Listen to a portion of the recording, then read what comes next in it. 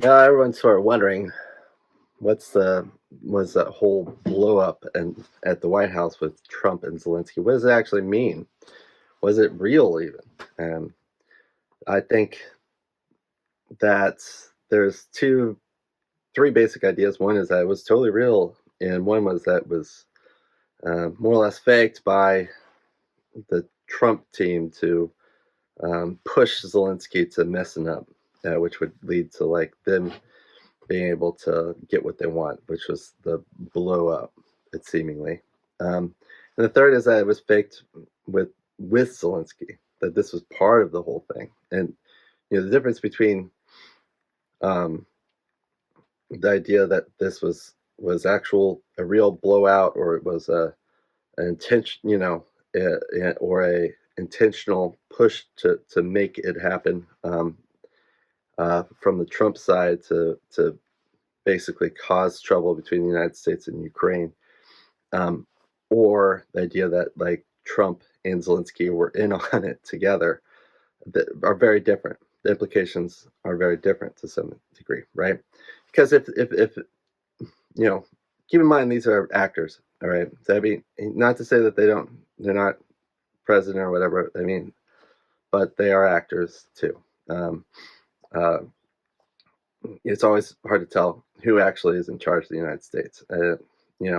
It's the billionaires, but who's in charge? How do the billionaires function? You know organize themselves, and make decisions. It's tough to know. Who's the most important billionaire? It's tough to know. It would seemingly be Elon Musk, but maybe there's some. He's kind of young. It's like these other billionaires, this elder billionaires might be the wise council of elder billionaires, who are running everything. We it's just tough to actually know what's going on, you know, and who's in charge in the United States. Or and does the president even have an important role anymore? I think a lot of people are saying like, yeah, Trump's just going. He's in charge and he's doing things differently. Well, yeah, I don't know. That would be a surprise. Um, especially for him. So I'm not I'm of the belief that this was staged. I believe it was probably staged with Zelensky in on it. There was this little scene earlier on in the whole press conference where there's almost this little cute interaction between Trump and Zelensky where they do a little back and forth. It's like where he's talking about Europe, and it's like Europe has helped, and then Trump's like, no, they haven't. It's like, they have. And it's like, no, they haven't. It's like, they have. And it was like this play that made that sort of showed that these are actors, very intensely, in my opinion. Um, so yeah, and what happens right afterwards in the week before and stuff, you could see that Zelensky goes to Europe. He's all of a sudden oddly enough, you would think in the past, that I mean, seeing the way Europe would react to everything the U.S. did under Biden's administration, you would assume that when the U.S.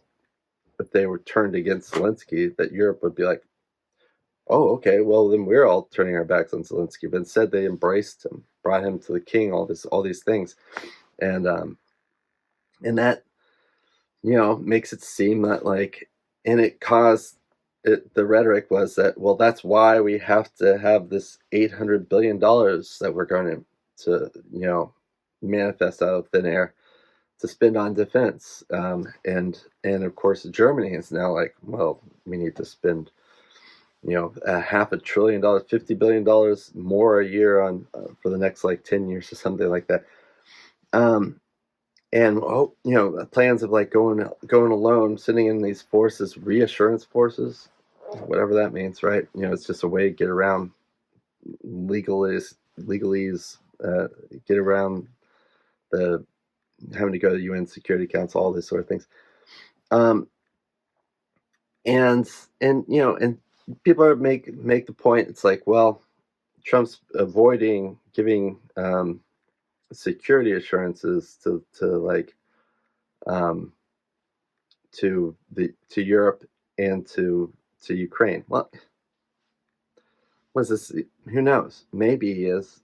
Maybe he's avoiding that, or maybe he's pretending to avoid it, or maybe he can, you know, avoid it, and then the time when the Europeans actually, if they actually go in, then the U.S. will give this, because they'll just spin on a dot, and so it's hard to trust anything going on. There until there's concrete actions instead of just words. I mean, people might point to like the reduction of supposedly like the military shipments have been cut off by the United States, and intelligence sharing from the U.S. to Ukraine directly has been cut off. Um, Supposedly, although the intelligence apparently goes from the U.S. to the Five Eyes and then back to Ukraine again, and so it's who knows if that actually matters, and how much the shipments the U.S. has paused in military shipments to Ukraine in the past.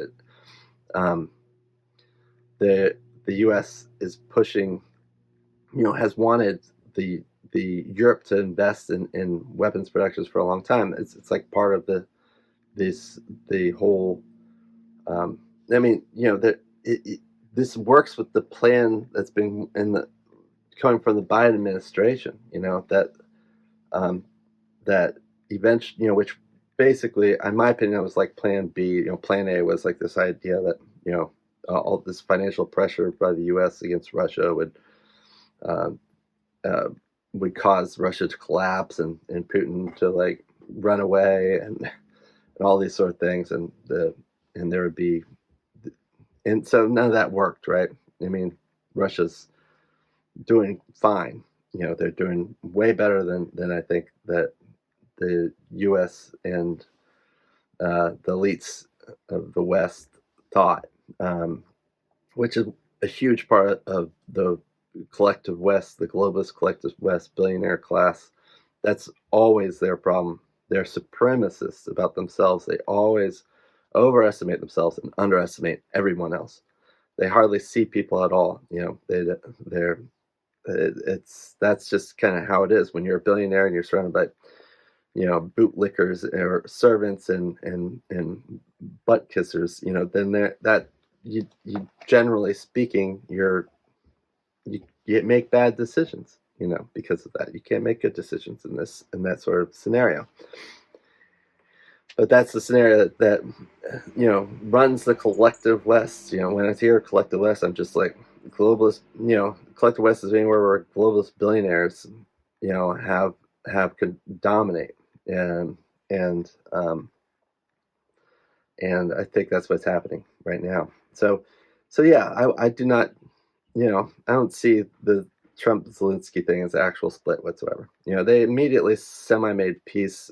Just several days later, just on the other night, Tuesday night, Trump's acting like it was that that was they're back to being in good graces. And what this actually does too, the whole minerals deal, um, which is a cheap piece of paper. It's like a theatric tool as well because it's supposedly I'm not sure exactly how it plays out, but it's another one. It sounds like there's like $400 billion to be put into that, but that Ukraine would be able to spend, and then uh, the U.S. would get half of everything from Ukraine from now on, more or less, or something, seemingly.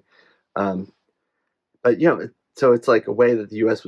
is putting in more money, right? But they're supposedly going to get way more back, and that's part of like the problem.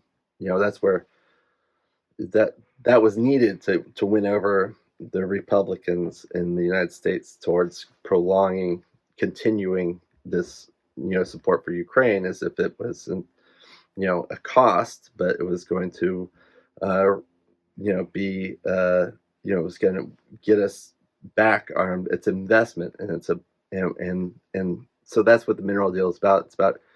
It's it's some cooked up tool for domestic audiences for the Republican base to basically say like, see, this is why we need to, when if Trump ever went to Congress and was like, we need, $400 billion more dollars for Ukraine because we got this deal, right?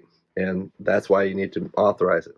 And meanwhile, in Europe, they're like, we're going to print 800 billion out thin air. So we're talking about, there's in the works this idea of like, which could just be leveraged to scare Russia, right? But I don't think Russia's necessarily scared because, of course, it's seemingly a lot of money, also with Germany as well. But the money, like, I mean, it's just created out of thin air. It's going to cause, of course, more inflation. Um, and that doesn't create an industrial base. It doesn't create the weapons. Weapons that come from this are going to be way in the future, and they're going to cost a lot because of that. You just cannot create an industrial base out thin air. You can't just by you putting a huge number and dollar amount on an issue doesn't mean that weapons and an armies just show up, right? And so, so this is concerning, that they're still thinking that's still the direction. That's kind of like, I consider that kind of Plan B, part of Plan B, which eventually was that if Plan A didn't happen, where Russia just kind of collapses from just seeing the might of the U.S. pressuring it, and Europe pressuring it, and NATO, going boo, if that didn't cause the collapse of Russia, then Plan B would eventually is that, well, we're going to use, Ukraine to attack Russia to the last Ukrainian, right? That seems to be happening, right? But the what stirs that story forward, what keeps the Ukrainians, being like, we're going to get stuff for doing all this, right? Right? Well, it's this idea. It's like, yeah, we got you. Now, it was always the plan that you guys go first, but we're going to be right behind you. All right.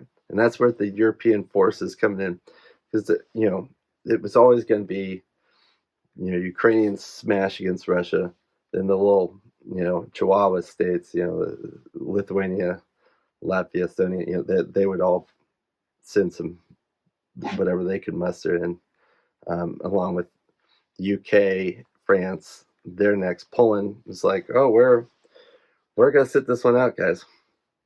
Well, then they're not exactly sitting it out. That it's probably a strategic decision of the whole NATO situation, because then they could be like, we're just a staging area for all, for the forces that are coming in, right?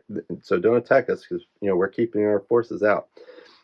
So it's useful, right? Eventually, so and then after France and England, then Germany, right? That's the direction. Eventually Germany, and then after Germany, the United States. That's the direction. That was planned.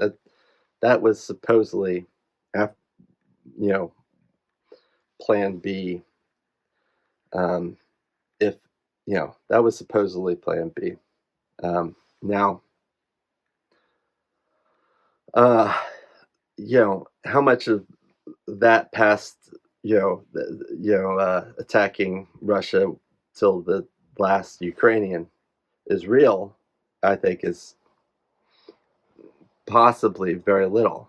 Um, but they have to make it look real, because they want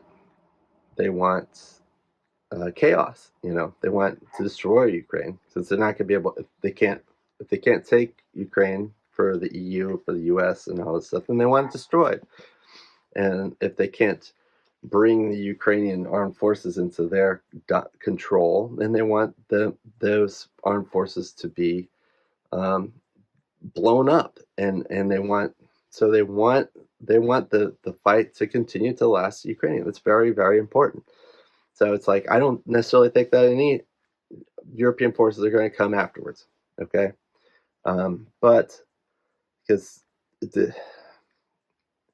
now, not to say that Europe and the U.S. couldn't, because probably could, and it'd be terrible, of course. It could lead to nuclear war, right? And but Russia has agency, and they're tough, and they're not gonna. This U.S. has been doing this stupid dance since 2022, where they, propose, oh, we're gonna, I guess in this next escalation weapon, to Ukrainians, and then people in the press are like, oh, you can't do that, you shouldn't do that, that's gonna be escalation, and then eventually it'll happen, So it's been this constant like, we're gonna escalate, maybe not, then they do. Are we gonna escalate further? Maybe not, then we do. And we're coming to the end of what we could do as far as escalation beyond sending in troops. That's the next escalation that conceivably happen. And they have to make it seem like that's real. Otherwise, Ukrainians would get smart and they'd stop fighting. You know, so and that's not what the West wants. Yeah. Um, but are they willing to actually do it? I don't know. I don't know. I mean, they want to bloody. They want to. They'll do anything that they think is cheap for them. They don't want to lose a lot of soldiers unless they think that they can cause far greater damage to Russia and to get rid of what's left of the Ukrainian army. Um, so yeah, I'm not very. I guess that's to say I'm not very hopeful about what's happening. Um, but I'm also less scared maybe of it. I was worried about. I was really terrified of nuclear war back in at the end of the Biden administration back in November, December. I think maybe it was the Reshnik that might have prevented the U.S. from. I was basically worried that no matter who became president in the U.S. in November, that between then and inauguration there might be some sort of false flag or something like that, which would lead towards forcing whoever's president to double down, triple down on Ukraine against Russia, and on, to go full war sort of footing, and that by May, it seemed like we were following the World War II playbook, that by like May, U.S. might have boots on the ground, or nuclear weapons would have been fired, or something like that, or space weapons. I'm really concerned about rods of God, the U.S. dropping rods from space and going Mach 10, straight down and to try and bunker bust nuclear bunkers and maybe get rid of mutually assured destruction. Yeah, it's like this way. I think the U.S. would love to dominate space and do a run around of like the nuclear situation. Now, okay, so I just don't think we were, but I think a lot of this is fake. I think that like the U.S. is blustering. I don't think we have the capacity that we used to have. It's not to say that we're weak, but I don't think we have the industrial capacity to facilitate all these wars, especially not the supposed pivot to China. We really certainly can't do it, but we're acting like it. So it seems, I'm hoping that reality is catching up with the United States, but it's hard to say that that's the case, because reality eventually does catch up. But the U.S. is very dangerous right now, and the U.S. is trying to grab what's real. And this is something that happens, actually. I think with the collapse of that, the U.S., the whole collective West has been financialized, and it's so hollowed out with all this fake, financial stuff, fake economic stuff that we got going on. That there's going to be a reckoning from all that. I think, and one of the things to hide reckonings is like big wars or big false flags. So I think that, and to hide blame, or pandemics. I mean, like that kind of hit a economic situation in 2020. And so they want to hide. They're going to want to hide the situation. of our economic collapse, and also at the same time they're hiding it. A lot of these horrible monsters that have you know you know companies like Tesla valued insanely high, other these tech software companies it's valuations extremely high, for which makes no sense at all. Amongst other things, overvalued items. That like these that one thing that happens is that these when these big banks and funds, they want it to turn their fake money into real money, real assets, hard assets. And I think that's what we're seeing in the United States with this whole. Um, they're trying to like put the United States for sale so that like the bankers and billionaires and can just buy out U.S. assets, and whatever assets they can find with before like their money just goes and disappears. We saw trillions of dollars on the market, stock market, just vanished with deep sea, when it came online, and just showing that the U.S. does not dominate in AI. And so they're going to watch like their big impressive valuations just vanish, and before that happens, they need to grab real assets.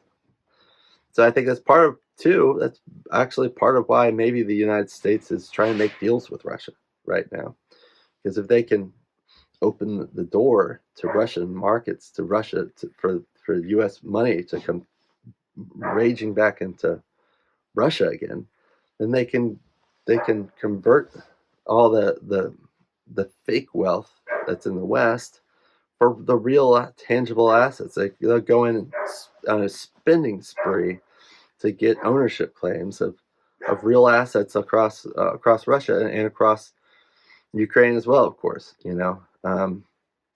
So these are things that So while I don't see that the U.S. is going to necessarily pivot, 180 degrees on at all. The thing is, reality is forcing the United States to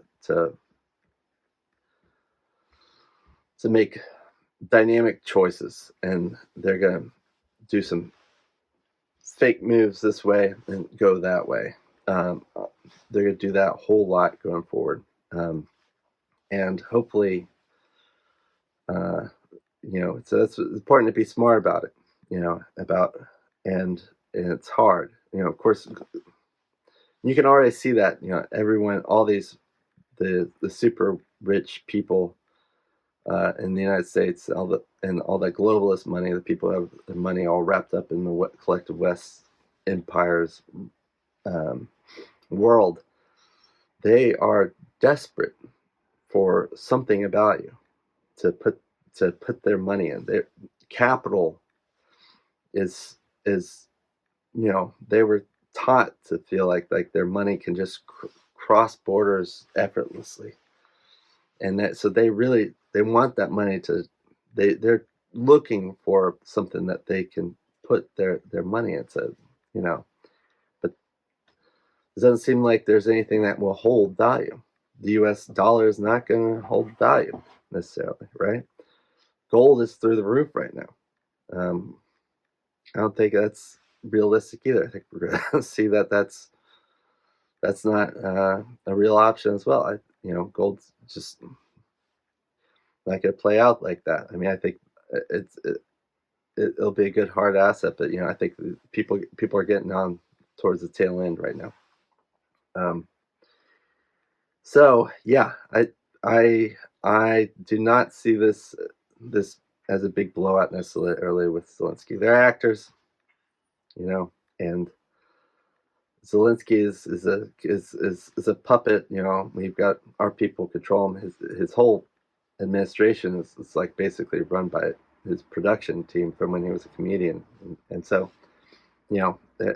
a lot of like the U.S. and the executive branch right now. That's one of the things that Trump's doing very part of his whole administration is having somewhat. It's like the people who are put in charge of these agencies are something like spokespeople. They're figureheads that are going to play a role rather than maybe doing the work. Maybe that's what a CEO always is. You know, but yeah, it's and people do that. It's a thing. But yeah, I definitely feel like you know until concrete stuff happens, the U.S. is could turn around on a dime and change directions. So it's just staring at what's real is just crucially important because the U.S. is not someone to be trusted right now, and I'm not going to put a hopium on Trump. I'm not going to disrespect him. I'm going to say that there's wonderful things I like to hear that I heard, like the idea of getting rid of nukes. I mean, the president said that. I mean, that's amazing. We need to rid the world of nukes. Cutting the military spending in half, and he's going to bring, China and Russia in on that. I mean, if he was serious, like I think that, Xi Jinping and Putin would be about that sort of initiative, that would be amazing. And the fact that he's saying it makes it more serious. And it should. But the thing is, that should have led across the social media platforms and across the media that Trump wanted to get rid of all the nukes in the world and wanted to cut U.S. military spending in half. But that's how powerful the forces are against that. It's like that was that didn't even make a news cycle, you know. So it's going to be really hard, but we'll see. Uh, let's yeah. So I am less worried than I was in December, beginning of December, that I'm not gonna. It would be foolish to consider this to be a real change. The Democrats and Republicans, both parties, they're just they're run by billionaires. Same people run them both. There's really not much of a difference between the two administrations. They play different functions slightly. And those functions change. They get reassigned different jobs, but they basically play different functions, and they're kept off balance and they, on purpose. And so there's no sea change happening in the United States, despite all the rhetoric. It's if there is the it's not driven by Trump. It's driven by the realities that our economy is a house of cards, and our military industrial power is not what it once was. So, and that is just happens to be coming together during this time frame. So that's my views. Hopefully, we'll see peace in the world. We'll see disarmament. We'll see peace in Ukraine and with Russia. All these things. I would love to see all that happen. Um, but I think the world's going to go forward, and the U.S. and Europe's going to just kind of be like left behind, and they've got to play out this billionaire takeover thing. That's I think it's not going to do us. It's not going to be the efficient economic winning path. I think that system, the system of like that the U.S. Elites are globalist elites are working on right now is not a system for victory in the world. It's going to leave us in the dust of China, Russia, every country that where the government runs and their countries for the benefits of the people, and the billionaires don't control the government. In every country where that's the reality, they're going to turn out better, and the U.S. is going to to take a long time to figure this out, unfortunately. Um, so, but I hope that we have peace soon, and and I'm gonna back every time Trump talks about peace. I'm backing him up, and I just really would wish that the American people would do the same, whether you voted for him or not. Back the when he says words about peace, about reducing military spending, back him up on that. Be vocal about it. Build that support for it. You know, be brave, and, and hopefully, eventually, it will come to fruition. All right. Thank you.